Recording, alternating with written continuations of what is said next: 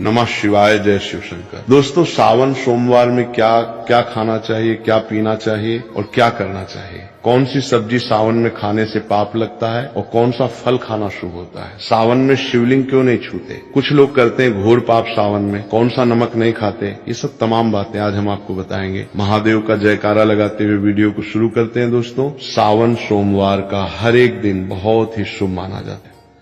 हर दिन पवित्र होता है, हर दिन भगवान शिव की पूजा की जाती है। लेकिन भाइयों, सोमवार के व्रत की बात ही कुछ और होती है। पवित्र और शुभ दिन होता है सोमवार का दिन।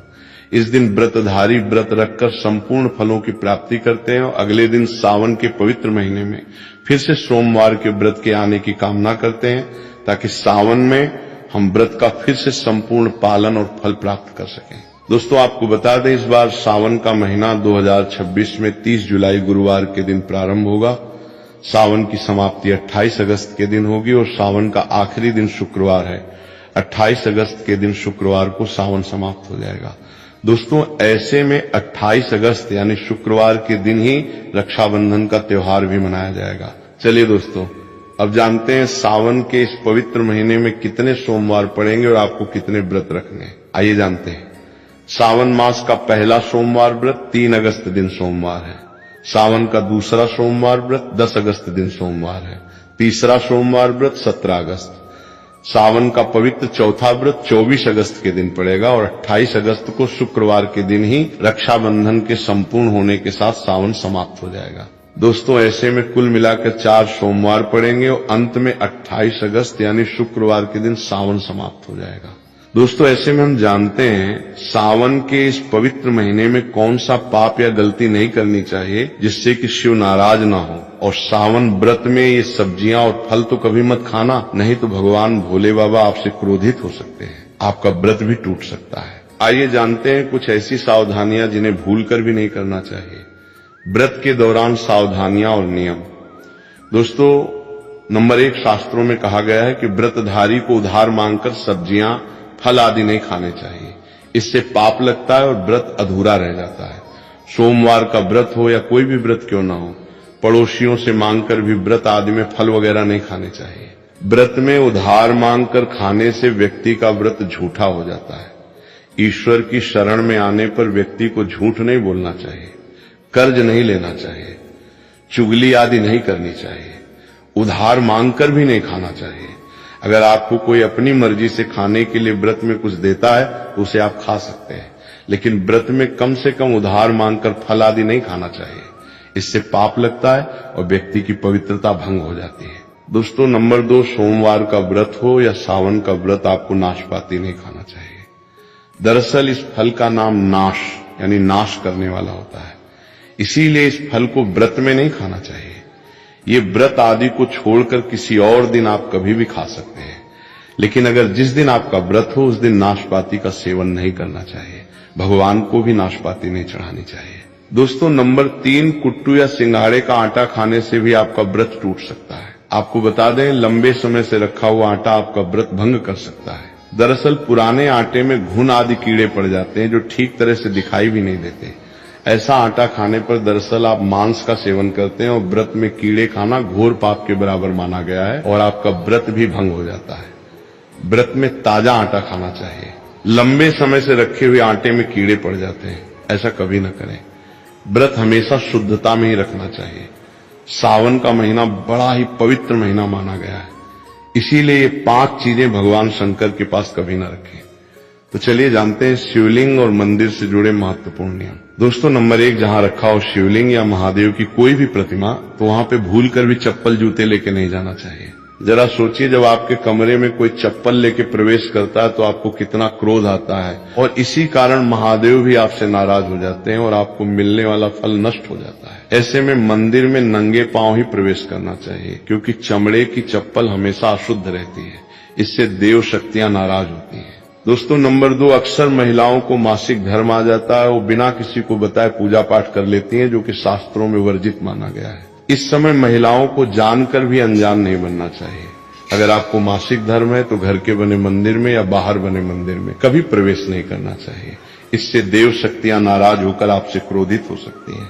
ऐसे समय में शिवलिंग को छूना घोर पाप के बराबर माना गया है। जरा सोचिए, ऐसी अवस्था में जब महिला को बुरा लगता है तो ईश्वर को कितना बुरा लगेगा। इसीलिए महिलाओं को ऐसी अवस्था में मंदिर यात्रा, घर में पूजा पाठ, भगवान की प्रतिमा को छूना या तुलसी में पानी भी नहीं डालना चाहिए।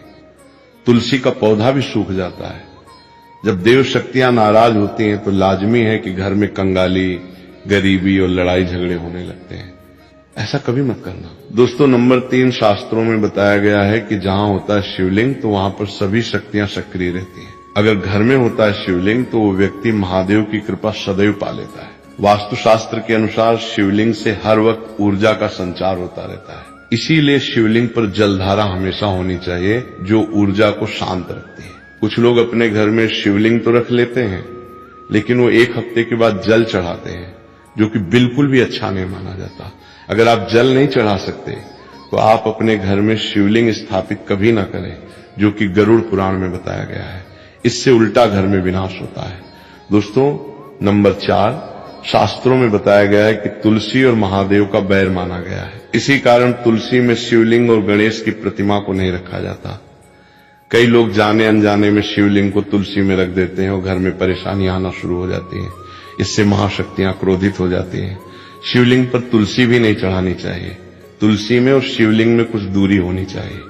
दोस्तों, नंबर 5, घर का मंदिर हो या बाहर का मंदिर, किसी भी मंदिर में ऐसे व्यक्ति को प्रवेश नहीं करना चाहिए जिसने स्त्री प्रसंग अर्थात संभोग किया हो या उसने मांस खाया हो। अगर आप शारीरिक रूप से गंदे हैं तो मंदिर के आसपास भी नहीं जाना चाहिए। घर के बने मंदिर में कोई कपड़ा आदि डाल देना चाहिए। जरा आप ही सोचिए, क्या आप मांस खाकर या स्त्री के साथ शारीरिक संबंध बनाकर भगवान के पास जाएंगे और क्या वो आपसे प्रसन्न होंगे? बिल्कुल भी नहीं। वो आपसे क्रोधित हो सकते हैं और आपसे नाराज हो जाएंगे। शास्त्रों में इसे घोर पाप माना गया है। इससे व्यक्ति नरक में जाता है। ऐसा दुष्ट स्वभाव मनुष्य की बर्बादी का कारण माना गया है। ऐसा ना करें। ईश्वर के सामने हमेशा नहा धोकर मन पवित्र लेकर ही जाना चाहिए। इससे सभी शक्तियां आपसे प्रसन्न रहती हैं। बेलपत्र चढ़ाने के नियम और लाभ। दोस्तों, सावन के महीने में महादेव को ऐसे बेलपत्र कभी मत चढ़ाना, बहुत ही अशुभ माना जाता है। दोस्तों, पौराणिक मान्यताओं के अनुसार बेलपत्र चढ़ाने से शिव जी का मस्तक शीतल रहता है। बेलपत्र से भगवान शिव की पूजा करने से दरिद्रता दूर होती है और व्यक्ति सौभाग्यशाली बनता है। इससे हनुमान जी भी प्रसन्न होते हैं क्योंकि वे शिव के ही अवतार हैं और इस बात को शायद ही कोई जानता हो। दोस्तों, पहले आप ये जानें कि बेलपत्र का उपयोग और इसके लाभ कैसे मिलते हैं। दोस्तों, नंबर 1, तीनों लोकों में जितने तीर्थ स्थल प्रसिद्ध हैं वे सभी तीर्थ स्थल बेलपत्र के मूल भाग में स्थित माने जाते हैं। इस बात को शायद ही कोई जानता हो। दोस्तों, नंबर 2, यदि बेल का वृक्ष घर के बीचों बीच या पूर्व दिशा में लगा हो तो घर में धन धान्य की कोई भी कमी नहीं रहती और परिजन खुशहाल रहते हैं। दोस्तों, नंबर 3, जो व्यक्ति बेल के वृक्ष के मूल भाग की गंध पुष्प आदि से पूजा अर्चना करता है उसे मृत्यु के पश्चात शिवलोक की प्राप्ति होती है। दोस्तों, अब जानते हैं बेल पत्र से जुड़ी कुछ खास बातें, जैसे चतुर्थी, अष्टमी, नवमी, चतुर्दशी और अमावस्या तिथियों को संक्रांति के समय और सोमवार को बेलपत्र नहीं तोड़ना चाहिए। पूजा से एक दिन पूर्व ही बेलपत्र तोड़कर रख लें। दोस्तों, आपको बता दें, बेलपत्र कभी अशुद्ध नहीं होते। यदि आपको पूजा के लिए नया बेलपत्र नहीं मिल रहा है तो आप किसी दूसरे के चढ़ाए हुए बेलपत्र को स्वच्छ जल से धोकर भगवान शिव को अर्पित कर सकते हैं। बेलपत्र का नियम, बेलपत्र में 3 पत्तियां होनी चाहिए। कटी फटी पत्तियों का बेलपत्र भगवान शिव को अर्पित गलती से भी मत करना। कटी फटी पत्तियों को अर्पित करने से शिव का अपमान माना जाता है और बेलपत्र का भी। इसलिए बेलपत्र की पत्तियां एकदम साफ होनी चाहिए। महादेव की कृपा के 5 शुभ संकेत। दोस्तों, सावन के इस पवित्र महीने में अगर किसी व्यक्ति को 5 संकेत मिल जाएं तो इससे ये पता चलता है कि महादेव आपकी भक्ति से बहुत प्रसन्न है और आपको धनी होने से कोई भी नहीं रोक सकता। तो चलिए जानते हैं नंदी महाराज के दर्शन। दोस्तों, नंबर 1, बैल जिन्हें हम नंदी भी बोलते हैं, इनका दरवाजे पे आना। नंदी महाराज भगवान भोलेनाथ के वाहन है। नंदी को भगवान शिव का द्वारपाल भी कहा गया है। नंदी महाराज को बुद्धि और ज्ञान का प्रतीक माना गया है।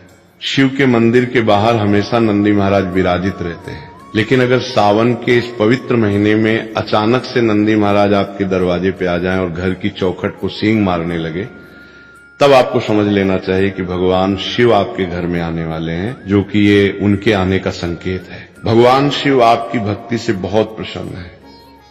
महादेव की उपस्थिति के संकेत और आपके घर में खुशियां आने वाली हैं।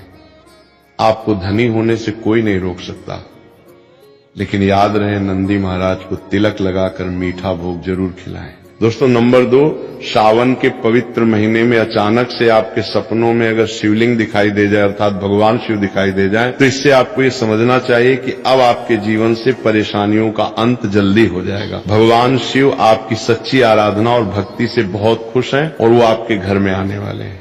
ऐसे में याद रहे, शिव की भक्ति में कोई भी कमी नहीं आनी चाहिए। दूसरा संकेत, नीलकंठ और काला सांप। घर को गंदा मत रखना, क्योंकि आपके घर में भगवान शिव आने वाले हैं। दोस्तों, नंबर 3, शास्त्रों के अनुसार माना गया है कि नीलकंठ भगवान शिव का प्रतीक है। अगर आपके घर में सावन के महीने में नीलकंठ छत पर आकर बैठ जाए तो उसे भूल कर भी मत भगाना, क्योंकि ये भगवान शिव का प्रतीक माना गया है। ऐसे में आपको खुश होना चाहिए, क्योंकि भगवान शिव आपकी भक्ति से बहुत खुश है। शास्त्रों में बताया गया है कि नीलकंठ अगर मनुष्य के घर पे आकर बैठ जाए तो साक्षात घर में महाशिव के आने के संकेत माने गए हैं। शुभ संकेत और विजय, इनको देखने से अब आपके बुरे दिन जाने वाले हैं। कहते हैं श्री राम ने इस पक्षी के दर्शन करने के बाद ही रावण पर विजय प्राप्त की थी। दोस्तों, नंबर 4, सावन के पवित्र महीने में अचानक से घर में काला सांप निकल आए तो बहुत ही शुभ माना गया है। इसे बिल्कुल भी ना मारे। ये भगवान शिव के आने का संकेत है। जिनकी भक्ति से महादेव प्रसन्न होते हैं, तब महादेव किसी खास अवसर पे ही अपने दर्शन देते हैं। सावन का महीना बहुत ही पवित्र महीना माना गया है। यही वो महीना है जिसमें भगवान शिव धरती पर आते हैं। सोमवार और डमरू की ध्वनि और उसी घर में अपना वास बना लेते हैं जो सच्चा भक्त होता हो। सपनों में किसी मंदिर में नाग नागिन का जोड़ा देखना बहुत ही शुभ माना गया है। ये घर में शिव के आने के संकेत हैं। अब आपको खुश होने की जरूरत है। दोस्तों, नंबर 5, सावन के शुभ अवसर पर सोमवार के दिन डमरू की आवाज, घंटियों की आवाज सुनाई दे जाए तो यह अत्यंत शुभ माना गया है। इसका अर्थ यह है कि भगवान भोलेनाथ आपसे प्रसन्न है और जल्दी आपके घर और जीवन में प्रवेश करने वाले हैं, जिससे आपका आर्थिक संकट दूर होकर जीवन में सुख समृद्धि आने वाली है। घंटी और ताली का रहस्य, महादेव आपसे बहुत खुश है। मंदिर में घंटी और ताली बजाने का रहस्य। दोस्तों, आप जानते हैं सावन के पवित्र समय में मंदिर में घंटी क्यों बजाई जाती है? घंटा क्यों बजाया जाता है या ताली क्यों बजाई जाती है? मंदिर के अंदर कारण क्या है? शंकर के मंदिर में घंटी क्यों बजाई जाती है? शंकर के मंदिर में घंटी को क्यों बजाया जाता है? ताली को बजाना क्यों नहीं किया जाता है? शिव मंदिर में किस लिए किया जाता है? ये पुराण है कि मंदिर के अंदर या घर के अंदर आप गरुड़ घंटी जब बजाते हो, घंटी का पुण्य और नियम घंटी का नाद जब करते हो, तो शिव महापुराण की कथा, लिंग पुराण की कथा और विष्णु पुराण की कथा कहती है।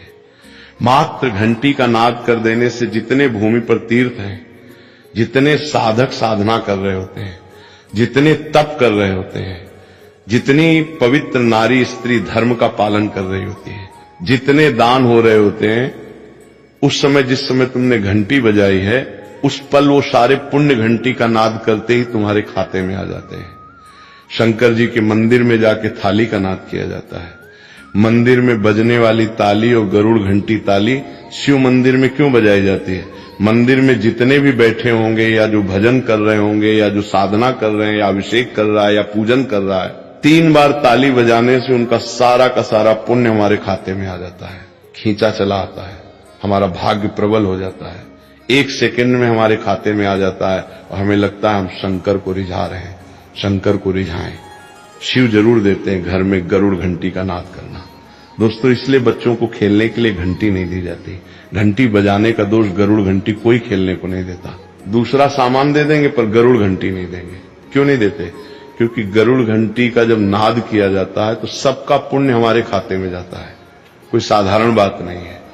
घंटी बजाना पूजन के समय या स्मरण के समय भजन आदि करना चाहिए। इसलिए घंटी भी हर समय नहीं बजाई जाती। और आपसे भी निवेदन है, मंदिर में भी जाओ तो घंटी का नाद करो तो बड़े प्रेम से करो। ऐसे नहीं कि बजाते जाओ। कई मंदिरों में मंदिर का पट बंद हो जाता है तो भी लोग घंटी बजा देते हैं। मंदिर का पट और समय दोष लगता है। भगवान अगर मंदिर में सो रहे हैं तो उस समय घंटी बजाना घोर पाप माना जाता है।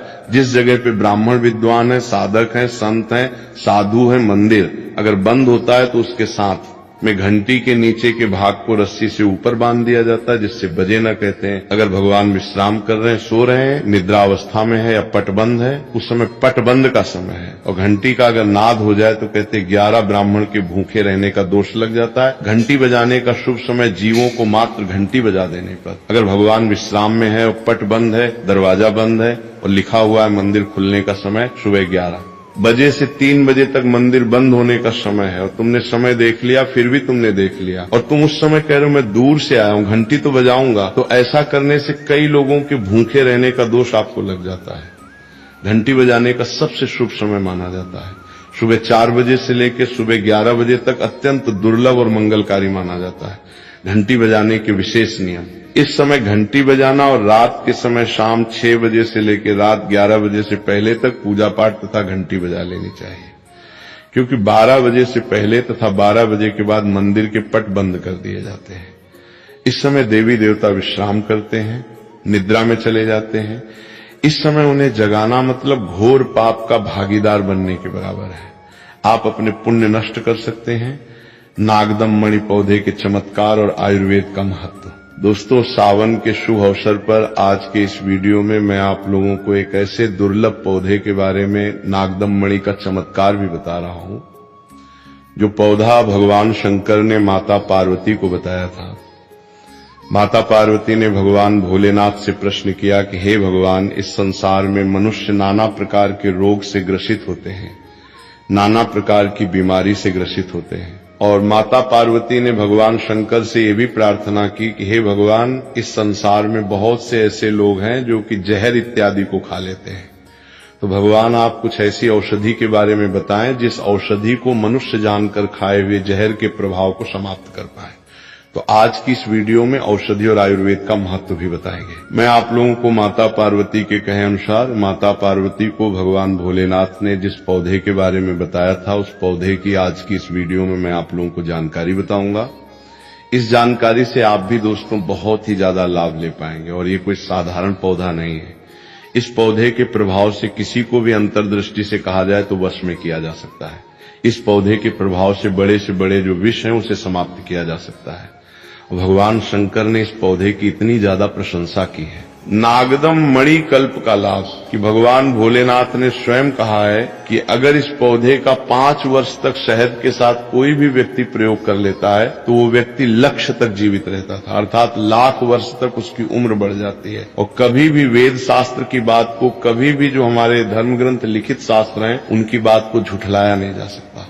आज मैं आप लोगों को नागदम मणि कल्प के बारे में बताऊंगा। नागदमणि नाम का जो पौधा है उसके बारे में बताऊंगा, तो आप लोगों को वीडियो को ध्यान से देखना है। ज्ञान ग्रहण करने के लिए आयुर्वेद और कलयुग का संदेश है। इसे कभी वीडियो को आधा अधूरा छोड़कर मत जाया करें।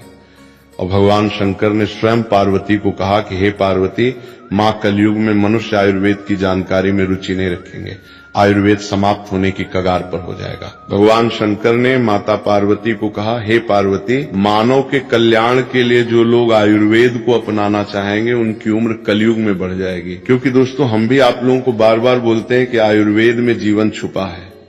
कलयुग आते आते मनुष्य की उम्र केवल 20 वर्ष तक रह जाएगी। ऐसे में अगर इस प्रकार के पेड़ पौधों की जानकारी आप सीखते रहेंगे तो आप हमेशा निरोग रहेंगे और लंबी उम्र जिएंगे। भगवान शंकर माता पार्वती से कहते हैं, हे पार्वती, हे पर्वत, नंदिनी नागदम मणि नामक तीनों लोकों में विख्यात एक औषधि है, मैं उसके लक्षण कहता हूं। सो तुम उस पौधे के लक्षण को ध्यान से सुनना, इससे तुम्हें समझ में आएगा। नागदमणि पौधे की पहचान और लाभ भगवान शंकर कहते हैं, हे पार्वती, उस नागदमणि पौधे की नाल डंठल कृष्ण वर्ण काले रंग की होती है, पत्ता पान के पत्ते के समान होता है, और जो फूल है वो पीत वर्ण पीले रंग का होता है। इन लक्षणों से मनुष्य नागदम नाम के पौधे को पहचानेंगे। आप हमारी वीडियो में भी देख सकते हैं, क्योंकि दोस्तों मैं आप लोगों को लक्षणों के साथ साथ वीडियो में भी ये पौधा दिखा रहा हूं। कहते हैं कि नागदम मणि का पौधा नागो सर्प